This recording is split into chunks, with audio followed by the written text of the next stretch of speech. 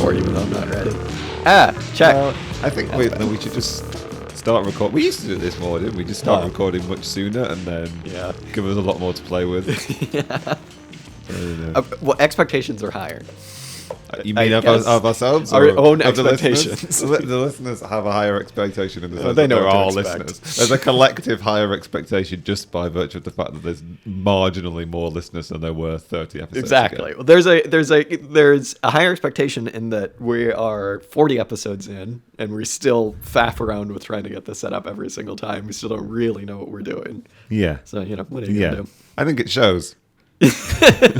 What, in that every time we start the podcast we're like, does How this do we make start sense? this? Not only that, but like our intros to the episodes they've not become more consistent and honed over time. I think they've become more chaotic and less honed. I know. And normally it's just you exclaiming, we're going to start this thing. Or just yelling. It's a shame that you usually say, I'm just going to press record before you press record, because otherwise everyone will just be like, I'm just going for it. Just going to have to go for it. Usually we're much more toned down, much more like, here we go. But as soon as I do that, it's like, panic. We could work out some like vocal exercises. We could work out how to get a set height. Do vocal exercises. We could just work out how we're going to answer the question, how are you?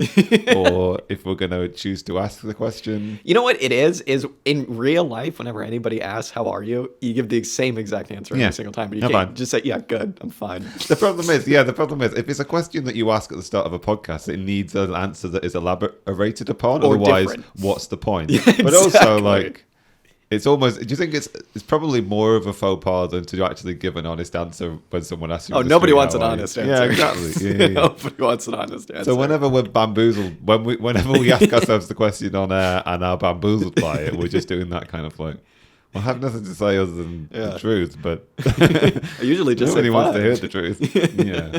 Yeah. I feel like it's supposed to lead into something. Yeah. Well, I'm pissed off, Dan. You want to know why I'm pissed off? I told you this. Please tell me why you're pissed off. I told you this the other day. I'm going to meaning sip yesterday. my beer. I'm not pissed off because of the outcome. I'm pissed off because I feel like I was lied to. Only just found out perpetual spinach is just chard. I'm a little angry about that because I was like, didn't know that either. I know, because I was like, all right, this spinach seems to be enormous and like a little tough. What is It makes going on sense. here? It looks like chard. It does look. In hindsight, it is just chard. Tastes like spinach though, and I don't know because I feel like I always put on a show of not liking chard. Maybe it's just because of how it's always prepared and given to me as just like kind of raw and just like I don't really want this. But you treat it like spinach. I think it's good. Yeah, It's I've never fine. grown chard, and I don't know Yeah. why one would. One would. I don't know Yeah. why one would. Yeah. Just, I don't know, grow beetroot and eat the leaves from the beetroot You're instead. just trying to get me to grow beetroot. It turns out I am, yeah, and I don't even really like beetroot. So Yeah, I don't know what to do with beetroot. yeah, I don't know. It just seems like filler. Maybe that's what I need because I need crops to grow right now. So I don't know, beetroot. But again, what are you gonna do with it? yeah. I I don't know. pickled a vast quantity of beetroot, and now I'm learning to like pickled beetroot. So there you Yeah, go. are you there? I'm getting there. I mean, I eat it now, and I didn't used to eat it. Oh well, there you go. So, Yeah, I'd like to try and pickle things, pickled eggs, pickled. it's a good first step into preserving things, I think. Yeah. Yeah. That's what I'm chalking it up as a victory. Victory and preserves. Yeah. I think I've successfully dried out the potatoes. I think they're successfully in sacks and hopefully successfully not going to rot anytime soon. So I'm taking that as a little bit of a victory. I have way too many potatoes still, but you know what? I'm feeling good about it. I'm feeling all right. I feel like that's a bit of a success. So there you go. When are you going to dig up yours? Oh, I don't know. They're looking very healthy. They don't seem to have any blight. Oh, that's good. They don't seem to be... I think they're flowering, but they don't seem to be any signs of... Death. Yeah. Well, someone said, a tidbit of information I got from someone else was of digging them up when their leaves start to fade and they seem to be dying back a bit. But they're not doing that. Yeah, they're going nuts. I don't know. It's a small sample of potatoes, and I think of them as not being mine, so they belong to someone else. They belong to the world. Yeah. To the world's potatoes. Yeah. Yeah. All right. That's nice. Yeah, so if anybody wants to come and... No. Yeah, dig up Dan's potatoes, please, by all means. Well, there you go. The world spins on. Potatoes are still being grown. Here we are, Dan. Yeah. I was going to comment on your T-shirt. It's my T-shirt. Oh, yeah, comment away. Jack's wearing a very fine, very nice Bernie Sanders T-shirt. Vintage. Is it? Yeah, is it 2016? Or is it? No. I mean, it's all vintage, isn't it? Yeah, exactly. Yeah. It's nice. It's nice. I like it. Yeah. It's got a picture of a crowd on it, and it's got Bernie, the great dictator, in the middle. If we're going to need to have a dictator of our working class republic, I'm quite happy to have him be the one. I like Bernie Sanders. Man. He's all right. He's all right, and it says "Solidarity Forever" on it. Yeah, which is nice. The only gripe that I had was a certain number of the members of the crowd are holding placards, and the placards have demands on them. And what was frustrating me was that several of the demands are the same. There are 6 placards, and two of them that are bugs like me too. Yeah, two of them are. I think the same one is "Unions for All." It says it twice. Yeah, and I was just like, can you not come up with 6 different things? Yeah, it's 5 things. That is frustrating. That is really frustrating. I mean, the other shirts that I had a choice from were all like Californians for Bernie, or like, Bernie, but in like a crazy font. And I was like, this one seems good. You did well. You did well. I think so. It's all right. I mean, I don't know whether Bernie fleeced me you for are enabling the Bernie Sanders campaign to steal a radical slogan with history and sort of like 100% and softening it and normalizing it. I'll give it to the to some caucus at a DSA caucus. They can have it after this, honestly. All right. I think, I felt a little weird wearing it today. This is the first time I've worn it in a while because it was kind of hidden away. And I put it on and I was like, how do I feel about wearing this? And I was like, I don't care. It's a clean shirt. So, what are you going to do? I'm not going to get hassled for wearing it out here. So I suppose, you might get hassled back home. Yeah, no one's going to come with like a Bernie bro out here. Like, hey, governor, you goddamn Bernie bro. Yeah. Your grandma rings you up. Yeah, exactly. She's like, goddamn socialism. It's funny. I feel I'm having a hard time relating to the Sanders campaign because there was a while where I was very disappointed, obviously, and then I was very angry, and then I forgot about it for a very long time. And now it's like, I've been thinking about the Sanders campaign again. It's like, how do I relate to that? How do I relate to everything that happened? Just driven me even more away from the Democratic Party, I guess. That's like the one takeaway that I have from it is just like, wow, these people are all fucks. I think like everything pre-COVID, it's just become ancient history. Yeah, exactly. Yeah. Maybe he'll come on the podcast. What are you doing these days, I can't imagine he's doing very much. Yeah. Yeah, I feel very similarly about like the Corbyn project and the 2019 election, and I feel so far removed from it now. Yeah. And I don't know. Just like the news cycle, isn't it, too? It's just like, it's come and gone. And nobody talks about it. And it's like, that was a thing, and they failed, and that's that. I wonder whether it's also a reaction to having invested, maybe I won't say too much, but some aspect of myself. Sure, 100%. Yeah. When we started this show, was Bernie still running? No, couldn't have been. How long ago did we start the show? God, it's been too long. We started in October, and he dropped out like Super Tuesday, didn't he? Or a few weeks after Super Tuesday or something. Yeah. Shame. So it's actually quite a long time ago. It is, actually. Yeah. It's a very early 2020. I mean, I was following the Bernie campaign very, very closely in the early stages of 2020. I think it was in the aftermath of the 2019 elections here, and I was just like, I don't really want to pay attention to British politics. Yeah. It's just still fucking Brexit, so I'll follow American politics instead. Yeah. How'd that go?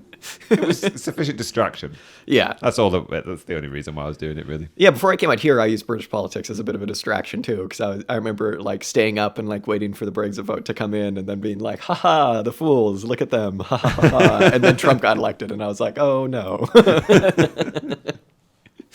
are you going to do? Yeah. That seems like the world of, like, oh my God, 2016 and all these things, all these shock votes keep happening kind of thing. Like, I feel it's like a long time ago. I mean, I suppose we're so far, we're post the Trump campaign now, and I suppose ostensibly Brexit is over, although it sounds like it's probably not. But that narrative, I don't know what that narrative turned into or how it played out. I don't know. Yeah. I mean, I suppose, like, populist reaction is still a thing in the world, for sure. So, 100%. Yeah. Certainly not over, but... When was the Brexit vote? Was that 2016 as well? 2016, yeah. It doesn't feel like that was the same time as Trump. Because I know there was, like, slight time difference, but like it feels like different eras almost. I don't know why. I think just the way the news cycle operates just solely operates to just screw up your conception of time, and it's worked because I like when things are like, oh yeah, when we started, the Iraq War under W, and that was in like 2000, the early 2000s. I'm just like, that was when? Like what the fuck? My time frame is just so screwed up for everything. I don't know. Even like Biden getting elected, I'm like, God, I feel like that was so long ago. You know what I mean? I don't know. I have no frame of reference for anything anymore. Shame. You know what I mark the time by, Dan? Go on, tell me. Is it this podcast, John? This goddamn podcast. Although I say that, and I look at this piece of paper in front of me, and it says episode 40, and that just seems also insane. Yeah. But here we are. Another 10 have gone by, Dan. And look at that. Wow. Arbitrary passing of time. We have done 10. The last 10, I would say, quite good, Dan. I think we've done a very good job. Yeah. If I do toot my own horn.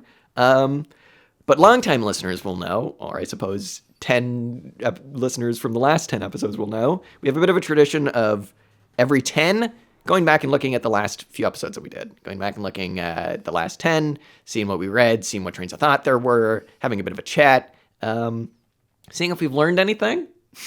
Perhaps, and seeing how I think stranger things have happened. Stranger things have happened, and I think now, maybe comparing kind of where we were at different points in the show as well, because we're having a bit of a talk about that, and how our kind of frame of mind has shifted a bit, the collective consciousness of the podcast. So you're in for a real treat today, listener, because that's what we're gonna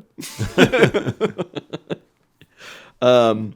I suppose, real quick, I just want to rattle off which ones we've done, because I kind of need to remember as well. So we started as we ended, Dan. Look at that. We mirrored with the Hal Draper. So we started Two Souls Socialism. Then we interviewed Thelma Walker, an ex-Labor MP, moving up in the world. Well done, us. Started and finished the fundamental principles of communist production and distribution. We managed to read a little bit of Marx, actually. Look at that. Imagine that. Critique of the Gotha program. We killed Donald Rumsfeld in episode 36. We did part 2 of the CIA book. And then we finished, as I said, with some more Hal Draper talking about the dictatorship of the proletariat. A good collection of episodes, some different stuff, but you can see some clear kind of trains of thought. Yeah, I'm interested. I'm interested to see kind of where we've wound up here. And obviously a big chunk of that was taken up with fundamental principles. And so our thought kind of revolved around that once we started it. But yeah, I'm interested to kind of break that down. Yeah, it's nice to have a set of episodes that are, to some extent, thematically connected and united. I mean, we've done some of that before. If you look back over any of our back catalogue, it's kind of like one thing inspires the next. Sometimes there are a few big breaks where we have a bit of an about face, or we try to tackle something else to varying degrees of success, I suppose. But it is nice to have, feel like to some degree they're connected together. Because one, it makes me feel like we're building an edifice of our own knowledge rather than, I mean, it's a small pile of stones at the moment, but like one day. We'll have the sum total of knowledge. And also it gives us something to reflect on in terms of like, where are we at now? Yeah. Yeah, how have things evolved since we started way back when, reading about class struggle from Ralph Miliband? Yeah. We had a very brave and kind listener message us and say that they were going to attempt is the key word here, to go back and listen to all of our episodes from the first one. And I was like, maybe caution you against doing that, because I don't know if I would want to listen to the early episodes. Like, I don't know how those sound. But I don't know about you. My thinking has definitely changed a lot, I think, since we started. And I think maybe just to open it up, I feel like I'm in danger. I was saying this to you yesterday. I feel like I'm in danger now that we've read the Fundamental Principles book of being like, this is it. This is the socialism, this plan.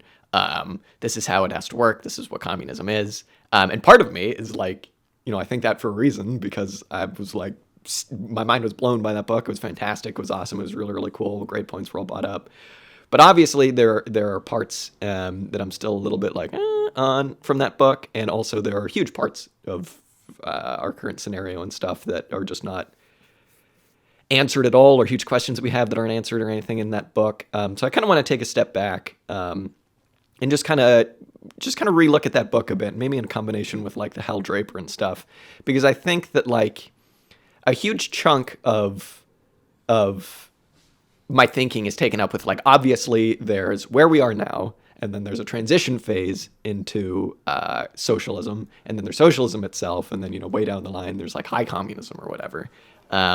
And I think with that book, with Fundamental Principles, what we got was like a chunk of that answered for me. And I have to realize that like it wasn't the chunk from like where we are now to communism. It was very much like here's how you get to communism, but like not how you're able to begin to implement these ideas. Like there's a whole bit from like now until where you're able to get to the point where you're able to like implement the labor time calculation and all of that stuff, and like as communism, that is like has not been answered. So I think that's something I'd like to get to in some future episodes. But at the same time, like I said, I do feel a little bit like this is the communism, and I feel like I'm a little wary of that. I don't know if you feel the same, but I'm a little bit like, maybe I need to take a step back and just like relook at everything, because I'm finding it very easy to be critical of everything now. So I don't know. Critical of everything because it's not labor time planning. Yeah, exactly. Because it's not that. Exactly. Yeah.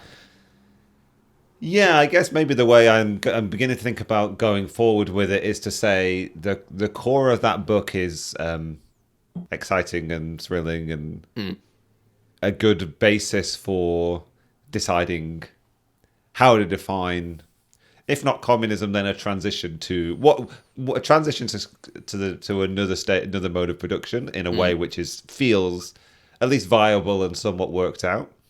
And also, I'm very much reassured, I suppose. I mean, one oughtn't give something credence because it has a very firm foundation in Marx. Like, obviously, Marx is capable of being wrong, just like anybody else. But it's also nice to see, both in my limited familiarity with Capital and also from the fact that we had a go at reading the critique of the Gotha program, or at least we read it and had a go at interpreting it for the podcast and interpreting it for ourselves. It's reassuring to see on what foundations the group of international communists are building when they write that book. We talked about this quite a lot when we did various readings of that book, or when we did our various episodes on that book, the degree to which it's quite a simple economic sketch, and a lot of the politics is either left to one side entirely or just hinted at or suggested at, kind of thing. So there is certainly a whole series of questions around, I suppose, transitioning us to that model, but that's a very overtly political question. It's very much dependent on what kind of political circumstances one is operating in, what kind of revolution or transformation is taking place, and what the political possibilities are. And I suppose also there is the question of how that model would operate, how it would develop, how to characterize its dynamism, I suppose. We know that obviously capitalism has built into it an incentive to develop the mode of production, to develop new technologies. We could content ourselves with saying, well, those incentive structures will still exist, and here's the facility by which they would happen, and that kind of thing. But it's also always worth querying, I suppose, certain aspects of the concreteness of that proposal. But I think I agree with you that for the foreseeable future, I imagine sort of making it the basis of my understanding of socialism and transition to socialism. Yeah. I could say more if you have any thoughts. Well, I was just thinking, like, part of me was really wrestling, and maybe this was because we were reading a lot of, like, ultra-lefty kind of stuff, and they're, like you said, very allergic to the idea of a party and stuff, and I was kind of like, okay, the group of international communists answer the question of, like, what to do with socialism and what it is, but, like, to get to that point from where we are now is, like, a whole other question, and I was kind of coming at it from the point of, like, kind of having a bit of that residue of, like, the party is the socialism from above thing, you know what I mean? And I was thinking that there's nothing really that is like that would be, even if with that model of the group of international communists, that would be counterintuitive to just having a party to get this set up. It's like if the party's goal was to abolish wage labor and introduce, labor time calculation and all of that, I don't see that as being what's the word, like what's the word, like they're at odds. Oh, right, okay. At odds with each other, like the idea of a party and what they were putting forward. And even like, they talk about as the state kind of abolishes itself and the withering away if you implement all of this stuff. Like, it seems like you could very much have both of those things. So I think that's something I'd like to do a bit of reading on, is like the idea of a workers' party. And as long as its central goal was, like I said, the abolishing of wage labor and stuff like that, those two things aren't contradictory at all. And I think that's something that I've changed my mind on quite a bit in these last 10 episodes. Is I think I had originally thought that they were, and they're not. Not at all, I don't think. Hopefully. I mean, you could very easily see like a way in which the party does become dictatorial, et cetera, et cetera. But as long as its central aim is that, then the model that's described in the book will make all that stuff wither away, I suppose. In an ideal world. Yeah. Well, we've talked about this. We talked about this last week when we were talking about the dictatorship of the proletariat to some extent, like, and also like, I don't know, like revolutions in general. I don't know whether we've mentioned this on there or not. I've been thinking about it quite a lot. Like, I don't have a very good schema for what politics is, I suppose, but politics is a messy process. Revolutions are a messy process. Like, one can get bogged down in theoretical purity. 100%. But everything's contingent on the circumstances on the ground, I suppose, for want of a better phrase. Yeah. And yeah, I don't know. I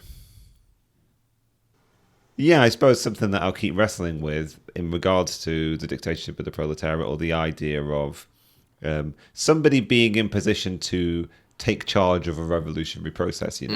Somebody. I mean, I say somebody, like it could be a great mass of people. Yeah. I mean, ideally, you have an organization that I suppose would be quite easily described as a party that was democratic in its makeup and its constitution, and had a mass base who could legitimately claim to represent the interests or the impulses or the demands of a radical political process, whether it be a revolution or otherwise, who could then take tenets from that book tenets from that book and implement them as policy. I mean, they could be. You could see them being put into a political manifesto. I've been thinking about this a little bit. Like, could you write a manifesto that had as a core theme like labor time accounting, abolishing wage labor kind of thing. Because the great virtue of that model is that it is, a la Marx's description of it, very explicitly one which is designed to resemble elements or tenets of the capitalist mode of production, but with their sort of fundamental features changed. And what's most advantageous about that is it makes pitching that idea potentially popularizable, I suppose. Sure. Like, it makes. I mean, I've not tried to do it very often, but like the idea of pitching that as a possibility, given that it's sort of readily understandable, almost makes it perfectly adapted to propagation by a political organization. Not that the group of international communists or other council communists would like to see it that way, I suppose. Yeah. Well, and it's also, was it the Draper where we were reading where he kept using the phrase about, socialism needs to be something positive? I think it was, right? Or was that he was like maybe referencing Luxembourg or somebody? I feel like something that we read recently talked about that. And, I think that's been the fundamental flaw of like a lot of recent socialist organizations, is that they've either simply just been like, okay, we'll just reform the things. Socialism is giving you, welfare or something like that. and or in just not having a fundamental vision for the future. And that's something that the working class needs. That's something that, like, don't even bother, honestly, if you're just complaining about capitalism. I think that's something that I've really gotten frustrated with, is just like the amount of just like, damn, this sucks, let's do away with this. It's like, no one should listen to you if that's all you're saying. You know what I mean? Like, you do need to have a fundamental, like, plan that is, you know, as the book is, really easily understandable and really speaks to the issues that the working class has. So that's its great virtue. And you're right about needing to put it into a manifesto or something. I think it's true of all politics, right? You have to be able to say something about what you want to do. Yeah. Whether that demand is like logical or not, I don't know. But just like going around saying that we have to leave the European Union because it's the cause of all of these ills kind of thing. Like, there's something that gets into people's heads, right? At least you know what these people are for. Like, Yeah. I Yeah. Yeah, no, absolutely. That's been a thing that I've been very excited about, is answering the question, because you can get pretty much any chud to the point of like, okay, I get it, capitalism sucks, you know, but what else are you gonna do? And that is the great virtue of this book, I think, is being able to point to, here's the things. And, you know, if we're even interested in quote unquote like what Marx thought, based purely off the Critique of the Gotha program, obviously very similar. And excitingly so, because I feel like I've tried to poke around the Critique of the Gotha program before, and I've just kind of been like, huh, what, you know, huh? And it's funny that like a much longer book was needed to like, you know, elaborate on that to get me to kind of understand parts of it. But anyway, pro child labor now is what I'm trying to say. Well, a theme that has always stuck with me, a sort of philosophical question, I suppose, is the idea of like continuity and change. Like, when do you recognize a change to have happened? Do you experience things as continuity and then a severe break is only recognized afterwards, kind of thing? It's what excites me or interests me or draws me to the Meek's Wood description of the origins of capitalism. Like something that happens internal to the system where you might not even recognize it initially, and then it goes on to be one of the greatest schisms in the history of like even this planet, you know. And the same is sort of true of what's being proposed by that book, kind of thing. Like, if it's a conscious activity, then the fundamental change is disguised behind a sort of like facade of familiarity. And if it's not a conscious thing, it's equally a big break that at the time might not be felt as such, I suppose. Yeah. I mean, maybe that's to belittle it, right? The amount of political work that would have to be put in for it to be even a remotely viable project is massive. Yeah. But I mean, at least you have a trajectory, have some kind of idea, kind of thing. Like, I've definitely like wandered in the wilderness before, being like, I kind of want to call myself a socialist or a communist, but I really don't know what that even means. Sure. You know, like, Yeah. just sort of like, okay, I feel some kind of affective attraction to this, but whatever, and I sort of feel myself dissatisfied the world such that it exists, but you know, I see the crises around me, but what are you going to do? Like, Well, that's the thing. I mean, you know, you talk about like the political process to bring this all about as being messy. Does everybody need to understand the like intricacies of labor time planning? No. Or like, yeah, exactly. And so it's like, you were talking about this the other day, there's quite a bit of just anti-capitalist resentment right now. And a lot of it on the socialist-y kind of side is just like, damn, capitalism sucks, and that's where you leave it at that. And I don't want to be a like right-wing guy, so I'll just call myself a socialist, and that's that. And you could still use that, obviously, if you're. That's like the beauty of like a political party. You just kind of have to hope that like the party knows what it's doing. You know what I mean? But also to kind of go back real quickly to what you were talking about like breaks in continuity, I guess. I was also thinking about the idea of like false breaks, right? Because it must have felt like a huge change. When like King Louis got his head chopped off, you know what I mean? Or like, I guess it was when the Tsar and his family were murdered. Or like, you know, there are examples of this throughout history where it's like, damn, things have changed a lot. And then you're like, why am I still waiting in a bread line? Yeah. What's going on? You know what I mean? And so it's almost like, and this is a very half-assed reading of history, but like there are false breaks that feel huge, and there are breaks that don't feel like anything, but that are huge. Because if the labor time planning was to happen, you'd still go to the store, you'd still go to work. The biggest difference, I suppose, and it would just be what you're getting and how much you're able to get. But that might take, for that to actually seep in, might take like a generation or two or a million. You know what I mean? Like I have no idea how long that would take. I guess the question is how messy the transition would be. And I mean, we talked about this in our third part of the Fundamental Principles book.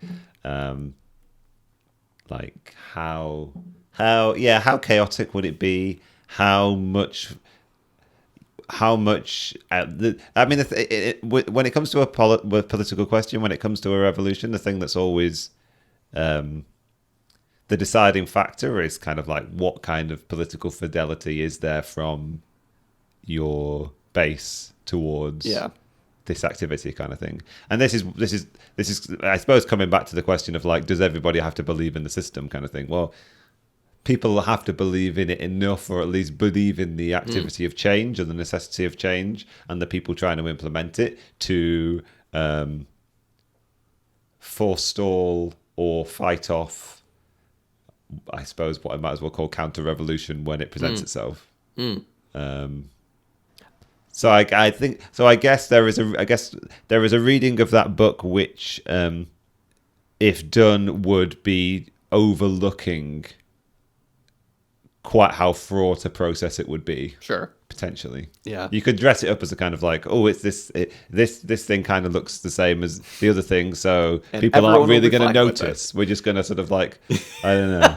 Yeah. It's sneaky communism. It's like turning the lights on and off and having everything fundamentally changed. Why are all the flags red? Yeah.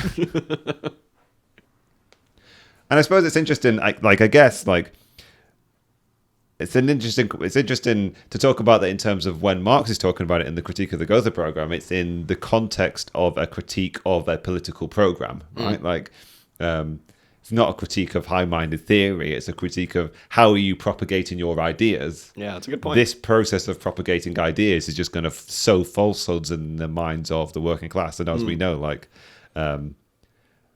Marx was the ultimate advocate for the capacities of everyday people to take charge of their lives collectively to like build the new society, kind of thing, the new world. If that isn't possible, then Marxism isn't possible, or at least a Marxist politics isn't possible, kind of thing. 100%. Yeah, I mean, we futzed around with the question, didn't we, of like, the Critique of the Gotha program might seem like he's splitting hairs or whatever, or like we even talked about on a later episode about like Marx and his just like the strategic interest that he had in being and like sticking to his guns and being like, guys, we got to fundamentally change some of these things here. I'm not just being funny. Like, this isn't going to work. Yeah, what you just said was kind of a new way of thinking about that for me. Yeah, there are obviously certain things that you do have to kind of like stick to your guns about. Yeah, and I've been really thinking about recently, like, kind of what we were just saying, like everybody who is kind of like against the capitalist system and likes to call themselves like a lefty or something like that is potentially an ally. But of course, there are certain things that you can't budge on. I was a little bit freaked out the other day. I just had a sudden realization of just how much everybody realizes that there needs to be a change, right?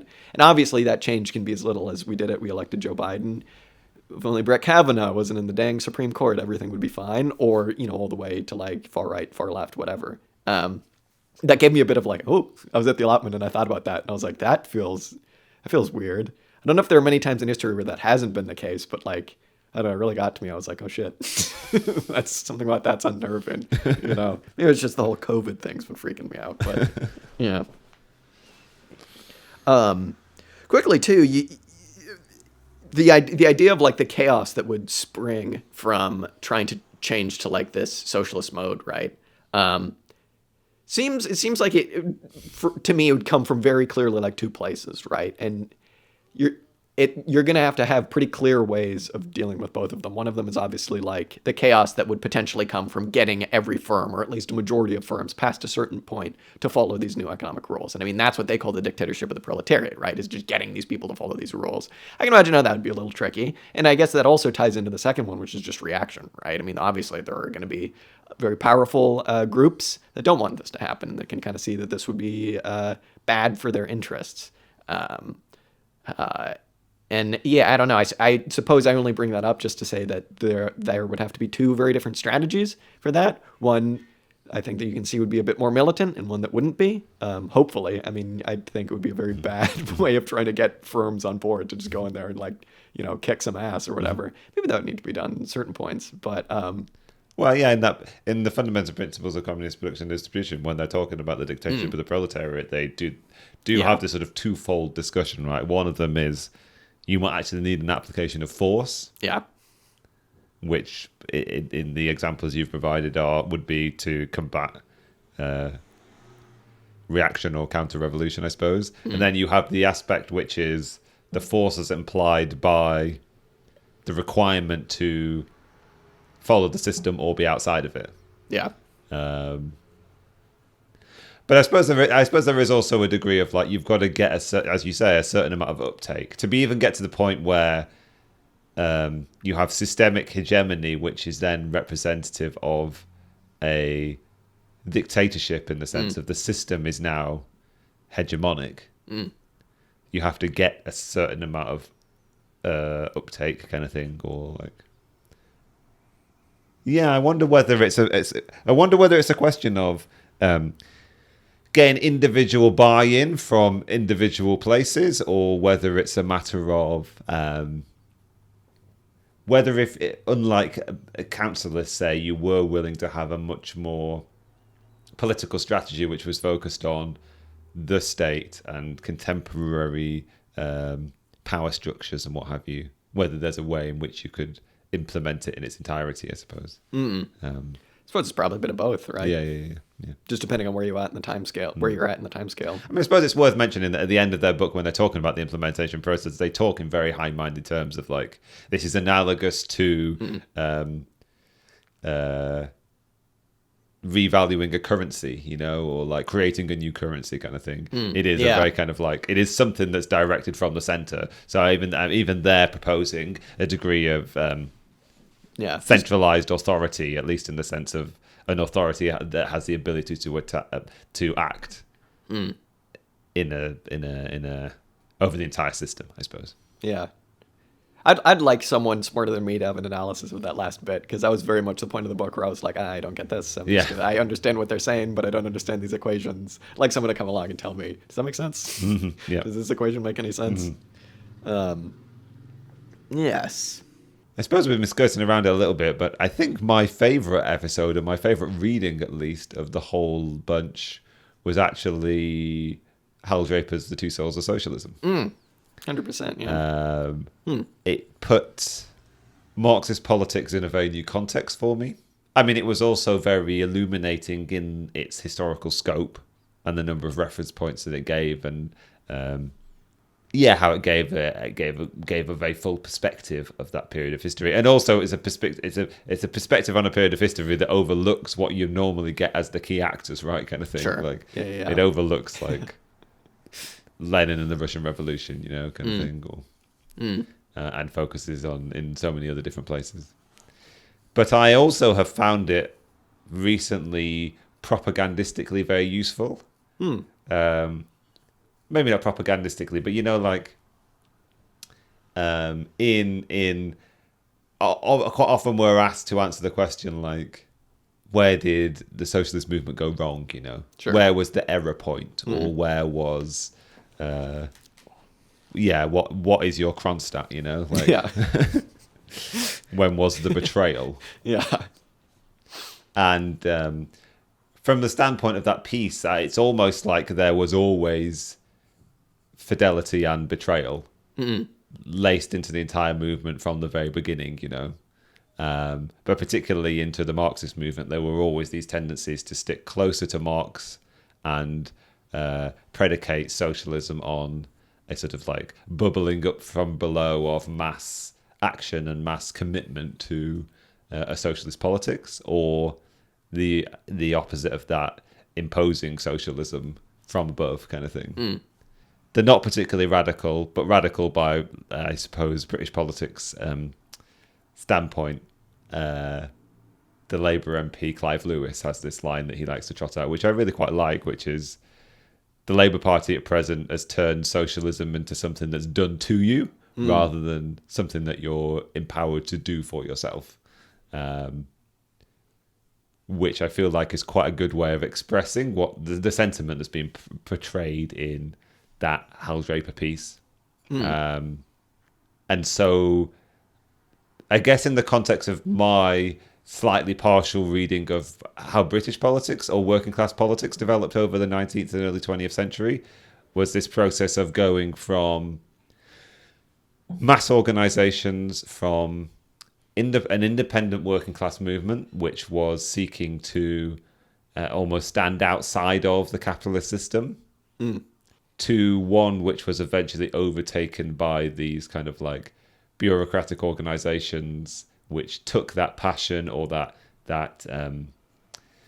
radicality, and were like, okay, here's how we're going to implement this. Here's how we're going to institutionalize this radical demand in a way which sort of like undermined it in the end. Sure. Because then you can look at, I think the context in which I was speaking to my parents at one point, right? And the context in which I used it was to say, how has this been this decline in consciousness? Supposing that there has been some kind of decline in consciousness in the working class, in air quotes, in the UK over the past 100 years or 150 years or what have you. And my answer was to say, well, organizations of the working class movement came along and took that agency away from workers and were like, okay, you abdicate responsibility for worrying about that. We'll take care of it, kind of thing. And I guess what I imagine happened was this gradual undermining of the requirement upon the class itself to constantly reconstitute and reinforce in itself this idea that it had this divine mission. Yeah, I suppose, I don't know. Yeah, I mean it's just like it's like the Fabian. It's a Fabian thing. It's funny, right? Because you have to find the proper balance between like the lazy kind of far left, like the working class will take care of itself, just propagandize, just do your thing. Because to me, like that okay, this is gonna maybe be an insane take, but like that kind of has its mirror form with accelerationism. You know what I mean? Because it's first of all it's lazy, and secondly it's like, well, what are you gonna do? Let everybody suffer until it's right to do the thing, till it's right to act. Yeah. And then obviously, you have like the other end where it's the socialism from above. Let us do it for you. You silly fool. Neither of them have worked. And so hopefully, kind of with the reading that we've been doing, like we were able to find like some kind of a balance. And you're right. I think that had been a very illuminating way of thinking about it. It was also just very simple, right? It was very like, you don't have to worry about the, intricacies of like, what side are you on this or that. It's like, I'd like socialism to be done by the people who have the biggest interest in it. If for no other reason, then that makes sense. You know what I mean? It's just about how you organize that power and how you direct it in the proper way. And without it getting corrupted, I suppose. Yeah. And an actual transformation in the mode of production might not be possible without that kind of movement. 100%. Yeah, I think I'm fully on board with that sentiment now. Which worries me a bit because, it's like, again, how much more suffering do you have to get through to get to that point where that stuff's ready to go? But then it's like, if you think that, just worry about organizing it. And that's where the organizational question comes in. Yeah. Yeah. Yeah, I almost feel heartened by the prospect that movements like that have been built before, and it would be a massive slog, but at least like it's incremental steps that you can kind of imagine happening. I don't know. I feel much more at ease with the idea of building a mass movement than I do with. Yeah, I don't know what the alternative is. I suppose like. I mean, I suppose the idea is if you ever were to try and like stealth socialism, which is basically just like social democracy, right? If it's just like welfareism or what have you, those things can always be undone, you know. Yeah, oh yeah. And if you're not building the kind of movement that's invested enough in it to defend it, then you're always going to suffer when the reaction happens, kind of thing. It's always going to go away again. Yeah. Well, then it's also really easy for the reaction to convince people to propagandize on their own and be like, you know, the New Deal is kind of crappy. You know what I mean? Yeah. If you present your ideas as being like one option out of multiple, I mean, this is sounding very anti-democratic or anti-pluralistic, I suppose, but why not? Like, you have to. If you just present your ideas as being one choice out of multiple, people can automatically like turn around and change their minds again.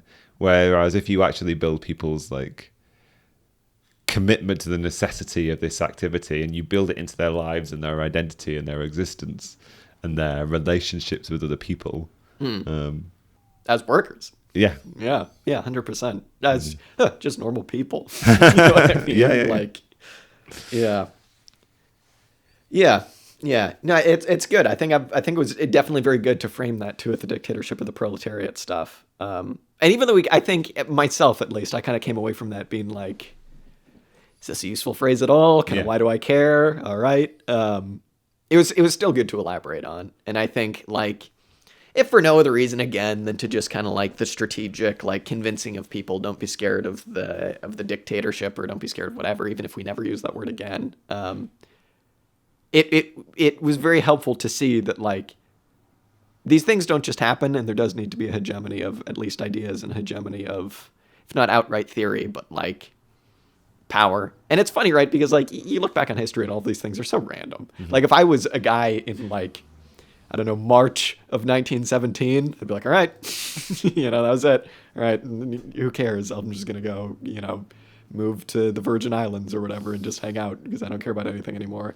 It's like, who knows what's going to happen tomorrow? Who knows what's going to happen in a week, in a month, in 10 years, in 100 years? So, I don't know.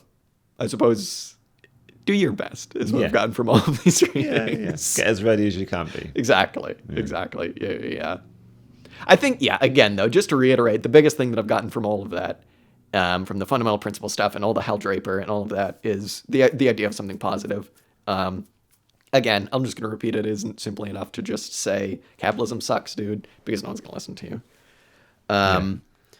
Or you're just going to build greater nihilism or greater depression. And greater anxiety. Exactly. And nihilism and depression is just going to go to bad places. Like, it's funny, right? Because I've been thinking about the different emotions that you can harness to these purposes. And nihilism and depression, kind of useless. Like, you know, if somebody's really like in the pits, they're open to anything, and I guess that could be useful, but it's also like they're open to anything, you know what I mean? And you don't want to be like using sadness, first of all, because that's disgusting, and secondly, because it's not super useful.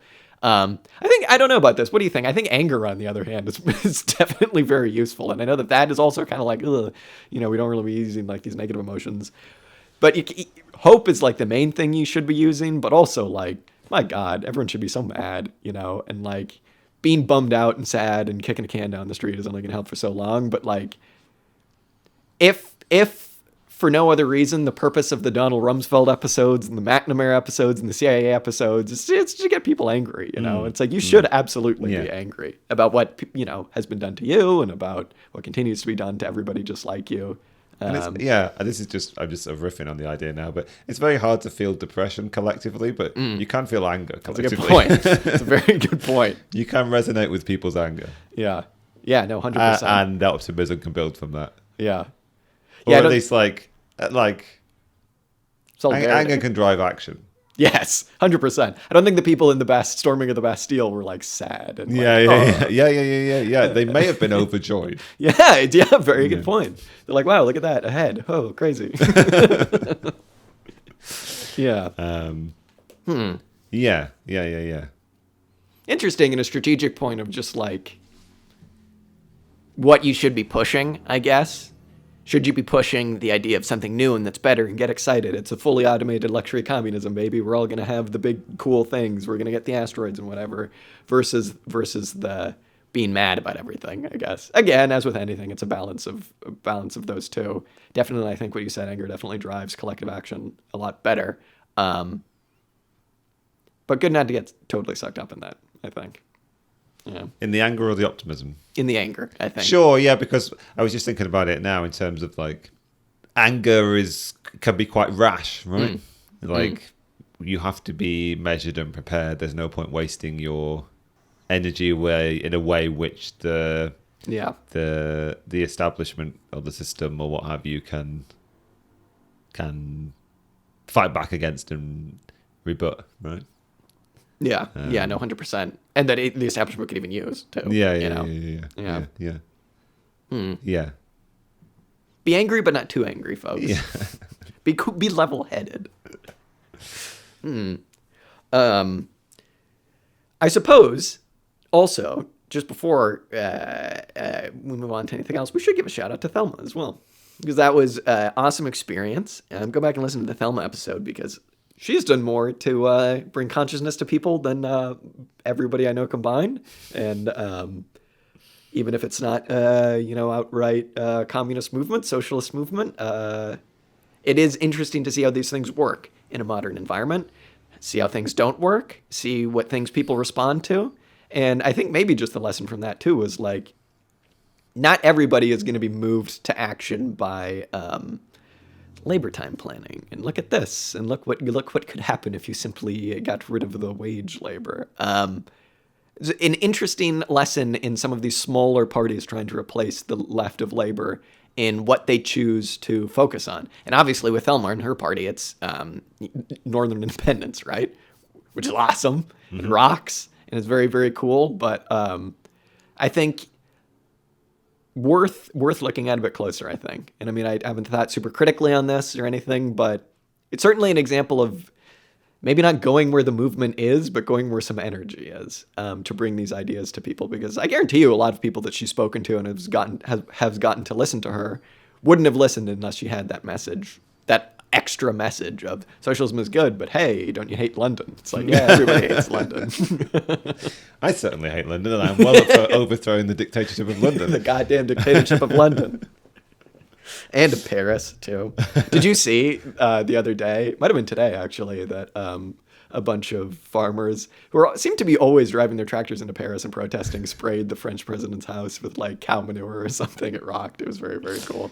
All right. Productive anger. Productive anger, yeah. More of that, please.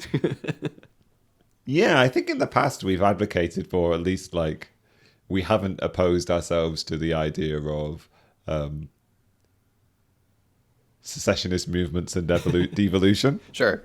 Now, I don't know whether from my own standpoint it's predicated on a great tactical understanding or just a desire to see the British constitutional arrangement collapse. Is that nihilism? Provoking action? Interesting. It's events. Yeah. Any change is good. 100%. I mean, it's definitely the case to say that London dictates so much of British politics. It sucks up so much investment, but also it's the seat of power to so many institutions which serve to support the bourgeoisie in its position as dictators, I suppose. Yeah. I'm trying to stick to trying to use the language of dictatorship. Anyway, yeah, I mean, it's class monopoly on power kind of thing. Why not dismantle and dissolve that? Yeah. And if regionalism is representative of a growth in democracy, then yeah. Hey, why not? Yeah, why not? If it improves living standards too, why the hell not? Jesus. Well, when Canterbury becomes Zone 50 of London, maybe we'll have more say in what happens in London. Yes. God. I can almost imagine the Tories doing that, like expanding London into some places where there are some solid Tory voters so that they might actually win the mayoralty of London. Yeah, I was told by a nurse recently. I don't remember if I've told you this, but that one of the reasons that you see all these statistics of like seaside towns in the coast of England that are in and around London as having like higher rates of drug addicts and like, you know, domestic abuse victims or whatever is because London likes to not build like halfway houses or anything like that in its jurisdiction. And it likes to fund towns that are outside of its jurisdiction to build these things. And so it just sends all of these people there, not caring at all about what happens to them or what these facilities are actually able to do with these people. So that all the statistics for like, you know, the you know, people who can't be helped or whatever leave London and they can go, look at us, we deserve more funding. Yeah, I'm pretty sure there's large numbers of houses in the town that we live in that are technically council houses for boroughs of London rather than like here. I don't know. Yeah. And I don't want to be like local houses for local people, but also like It's almost like if they care to force people out of the town, or in this case city, in which they were born, just so that they can have a statistic, have some minor amount, statistics, but also some minor amount of housing security. You know, it's grotesque. Fully grotesque. And bloody London definitely has the money to fix all this. So what are you going to do, bastards? I forget Dan was Nigel Farage couldn't have been from London. He couldn't have been a city trader or anything like that. No, because he's like wears a flat cap, right? Yeah, he's a bloke. And he drinks warm beer and exactly. Oh God. Some kind of a bloke, very peculiar kind of a bloke, I suppose. It's a weird affect, isn't it? It's definitely not like he's definitely not affecting city banker, but he's also not affecting like bloke. Yeah, it's definitely like it's a country aesthetic. Yeah, I don't know what to make of it. As someone who doesn't understand the aesthetics, is just I don't know. It's gross. It's very gross. It's like how Trump, like, presumably pretends to be a billionaire, but also, like, pretends to, like, well, maybe not pretends, like, also, like, I eat crappy food, just like everybody, you know what I mean? That part is actually true, I think, that he does just eat shitty food. So he's, I don't know, politicians, shysters, what are you going to do? Yeah, new money, innit? New money, exactly. The nouveau riche.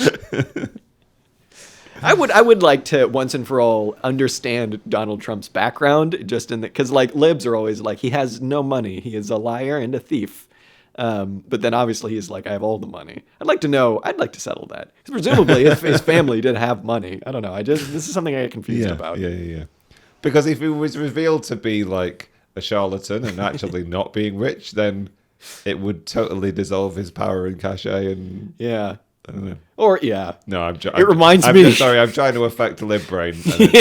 Clearly, I'm not making it the case for my joking. I was gonna say it would remind me of the tweet that's like, I'd like to see Donald Trump wriggle his way out of this jam, and then he easily wriggles his way out of the jam. That's like nonetheless.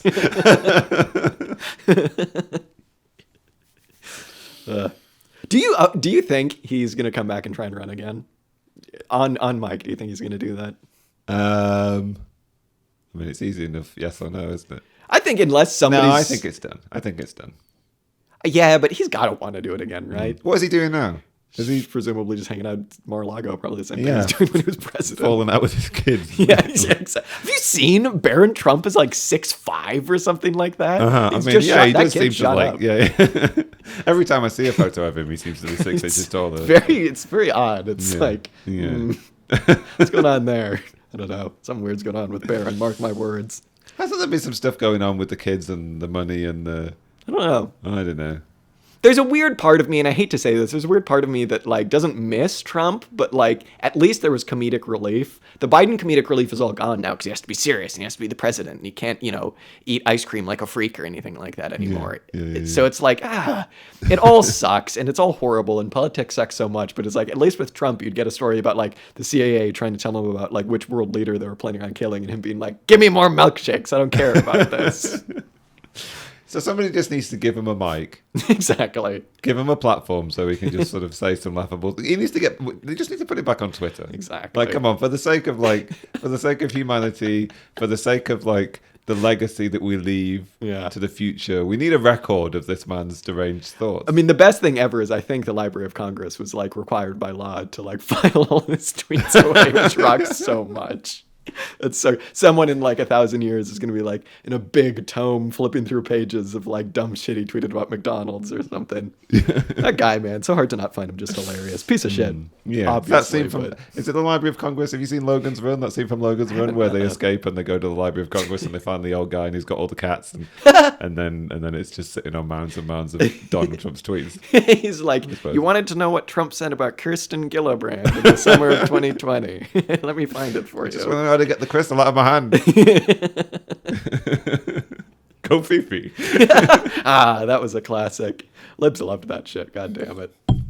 That was like a classic. Like whenever Bolsonaro goes to hospital for like having like a foot on his head or something like that, he Or COVID always for the 10th time. Exactly. He always plays it off and comes out looking somehow better. And it's just like with a meme. He's been like posting memes recently of him in hospital, which is classic. Same thing with Trump. You can't hurt him. That's all I'm gonna say. Yeah. Only make him stronger. Yeah. I wonder whether Bolsonaro's like doubling down on the fact that like he's really alpha because he survived COVID. So the more times he survives COVID, the more alpha he becomes. He's like, give it to me again. And some aide is like, Bolsonaro, I don't know. Again? I don't know. We need a strong leader. All right. Well, communism. What else? We should admit that we did actually kill Donald Rumsfeld. We lied about it on the episodes after that. We did. We did. That was us. Our bad. Sorry, not sorry. Sorry, not sorry. And then again, the CIA stuff, I guess, it's just crazy, isn't it? Like, there's no real theoretical backing there other than to maybe understand some of these power structures that don't simply exist by relation of their, relationship to production or whatever. It's also just crazy stories. Like, that's like the main interest in it. It's just nuts. Yeah. And again, like I've said this before, but like how many...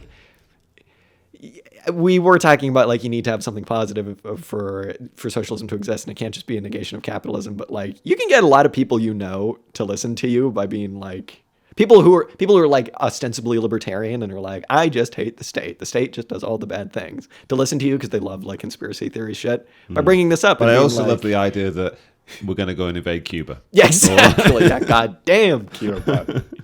Yeah. But just by bringing this stuff up and being like, well, what were the incentives for the Dulleses to do this? It wasn't just because he was like, I love the state. The state is so good. It was, because he had a goddamn biggest overseas contract ever in Iran. I love money and I don't like losing money. Exactly. Yeah. Money and power, baby. Money and power. Yeah. I mean, it isn't interesting to look at in terms of like, as a study of the American class system, I suppose. Like, what kind of factions of the ruling class are they? How have they monopolized access to state power? And then how have they mobilized said state power, I suppose, to meet their own ends, but meet also their collective class ends? But then also it's interesting to see the overlap in like the ruling class's ideology, I suppose. Those occasions when they overreach, or those occasions when the individuals do something out of like pure personal malice or spite or what have you. But I mean, it kind of just to me it just like we've not really covered these topics again since we read Miliband and we were talking about the class and its relationships to the state, and we really ought to go back and think about it some more or find some more reading or get into it in a greater degree of depth. But just the concept of like I suppose it pertains to some extent to the dictatorship of the proletariat and the question of like whether we live under a bourgeois dictatorship now, like sure. What is the degree of consciousness that's represented by various state actors, individual agents? Yeah. How is it pure? How is it compromised? How does it manifest itself? How does it develop? How does it degrade? How is it attacked? I don't know. Yeah. Well, I mean, it's interesting, right? Because many of those actions were like, Dulles definitely got a taste of like, we can do what? We can kill who? If they do what? We can do whatever we want, baby. And so there's a bit of that, but it's also like, an empire like America can't function without something like the CIA or Yeah. something like a domestic version of that, right? Like the FBI, because you need to have something to step outside of like what's right or what's legal to do the things that need to be done to have an empire to function the way that it does. So it's almost just like it's just had to happen. That's really fascinating. That's a really interesting insight. Yeah, yeah. The degree to which it's a fundamental part of that model of empire. Yeah, we need our bananas, Yeah, folks. Yeah, yeah. We need our bananas. Unlike the British Army, that just sort of stationed itself all over the world and like Yeah. committed genocide on its own time, like Yeah. or its own dime or whatever. Like Ugh. the CIA would supply the money, but Yeah. Someone else do the a bit more genocide. clandestine in its Yeah, I saw an interesting clip of Evo Morales talking today where he was saying someone asked him about like why don't you call China or India or Russia an empire, but you call America an empire, and he was like, well, look around you, look at all of the American bases in every single country on the planet, and you don't see that kind of he made the distinction of like an empire as something that uses military force to keep its like worldwide reach or whatever. It was interesting. I mean, like a bit of semantics because it's also like, you know, the like economic reach that China has in like Eastern Africa or, you know, different parts of the world isn't necessarily like enforced militarily, certainly domestically. But yeah, I don't know. I don't know why I brought that up other than it's just interesting to see a like modern day example of like American empire and the distinctions that someone like Evo Morales would make. Yeah. Well, but yeah, quite, yeah. And it's like, it's again a political question, isn't it? Like, of course, anybody in South America is going to see Yeah. America as the like central imperial foe. Yeah.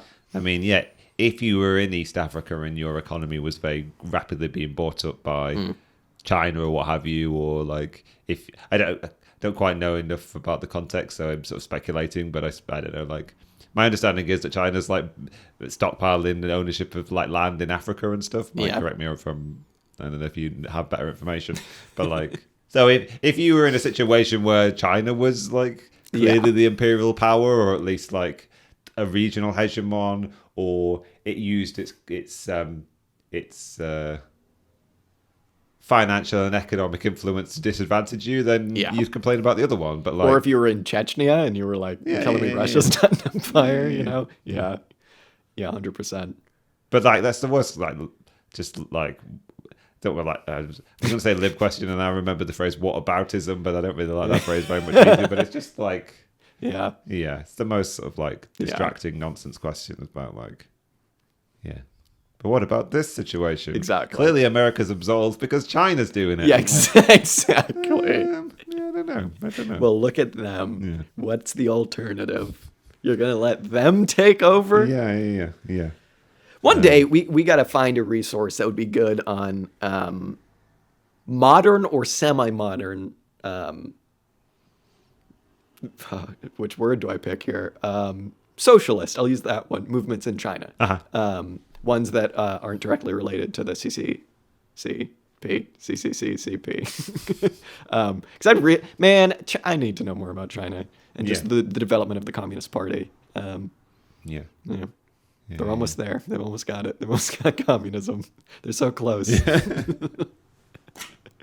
Just needs to flip the switch, you know? Just Just needs to communist press the switch. communism button. Jack Ma will flip the switch. I don't know. Anything else? Anything else on these last 10? I don't know. Nothing comes to mind. It's been enjoyable. It's been productive. Yeah. I've definitely had my frame of mind changed by quite a few things. And that's good. I feel like we need to say, we've never really talked about this on the show before, but like that is good to have your mind changed. I mean, the second episode we read something from Tribune. You know what I mean? So that was worthwhile. You know what I mean? It was worthwhile to read an interview with Corbin and all that jazz and Brianna Joy Gray and all of that. Your mind's going to change, and that's fine. That's good, even. I was also, I know we said we might talk a bit about the division of labor and stuff like that, and the application of like who gets what job under the state of socialism defined by the group of international communists. But I think maybe we like wait until we have some actual like reading about that, to kind of expand on that a bit further, because we did talk about it a bit in our episode. Yeah, I think that's a good idea. Right? I mean, it came to me only because I was rereading the Critique of the Gotha program, but we can introduce more material. Put a plug in that. More material. We need more material, Later on, folks. later on. Yeah. Content. Content is king. If you've made it this far, go watch our effing video on YouTube that we just put up, which is a new kind of thing. It's Dan and I sitting on a couch talking about baseball, if the baseball were communist, and if the space was also communist. Communism from without. Aliens, interesting. I mean, they've got to have something like that if they're traveling different planets. Interesting, Dan. Interesting. We need to put all of our resources into developing ultra powerful ham radios. I personally am going to contact the communist aliens. Help. They'll come and save us. The aliens will do communism for us. That'd be nice. To us. The ultimate communism from above. Oh, God. We need to find some futurist stuff to read. You got me interested in all that jazz. Yeah. Let us know if we ought read some Posadism. That's the logical conclusion. The day Posadism had its day in like 2016, right? But like, I don't know. It'd be funny. Positively modern for our context. Yeah, exactly. All right. Well, with that, we'll be back next week, I suppose. Always a pleasure, listener. Thank you all so much for allowing us to do 40. Quite frankly, I get the feeling if we got one listener every week and it was my dad, we'd still be doing this. Because it is just fun. We enjoy doing it. But for those of you who have stuck around, thank you very much. It's very cool. It's cool to be talking to people who are not directly blood related and or friends. It's very cool. Yeah, and some of you have been here for a very long time. Yeah, absolutely. Yeah, shout out our good friend Lex. Yes. Top fan. Top Super fan. Number one fan. Yeah, all right. Yeah, there you go. Yeah, I've been Dan. Thanks so much for listening. It's a pleasure as always. And I've been Jack, and we'll see you next week.